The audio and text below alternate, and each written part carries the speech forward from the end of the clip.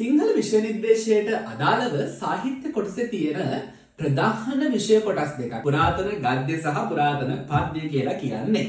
සමහර ළමයින් නම් පුරාතන පද්‍ය කිව්වම අපෝ මතක හිටින්නේ නැහැ. වචන මතක හිටින්නේ නැහැ. අමාරුයිනේ කියලා හිතනවා. අපි කොහොමද පුරාතන පද්‍ය කොටස් එහෙම නැත්නම් පුරාතන ගද්‍ය කොටස් පාඩම් කරන්නේ? මොකද සාහිත්‍ය පේපරේ ප්‍රධාන කොටස් දෙකක් ඔයාලට එනවා. වචනවල තේරුම් ලියන්නයි සහ නැත්නම් සරල අදහස ලියන්නයි තද කළු අකුරින් මුද්‍රිත කොටස් වල. ඔයාට පුරාතන ගද්‍ය පාඩම් කරන්න තියෙන ලේසිම විදිහ තමයි පුතේ ප්‍රධාන පාඩම් තුනක් නෙදීන්නේ. සතර කම්මන්ත්‍රණය, අඟුල්මල් දමනය සහ උග්ගසේන. ඔයාට පුළුවන් මේ පාඩම් තුන අරගෙන මේ පාඩම් තුන කියවන ගමන් සරල සිංහලෙන් ලියන්න. නිකන් හිතන්න සතර කම්මන්ත්‍රණයේ පළවෙනි ඡේදය තුල තියෙන විශේෂ වචන කිහිපයක්. පුෂ්පදාම, දණ්ඩදාම, පුෂ්පදහම අවලම්බිත, ශ්‍රේයහන් ගර්භය.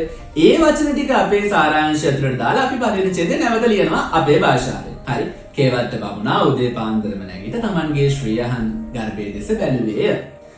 ගන්ධදාම වලින් සුවදවත් වූ, පුෂ්පදහම වලින් අලංකාර වූ ශ්‍රේයහන් ගර්භය ඔහු දුටුවේය. ඒ විදිහට අපිට සරල භාෂාවෙන් ලියන්න පුළුවන්. එතකොට අපිට පුරාතන ගද්‍යයෙන් අහන තුන්වෙනි කොටසට අදාළ ප්‍රශ්නවලට ඉතාම පහසුවෙන් මුහුණ දෙන්න පුළුවන්.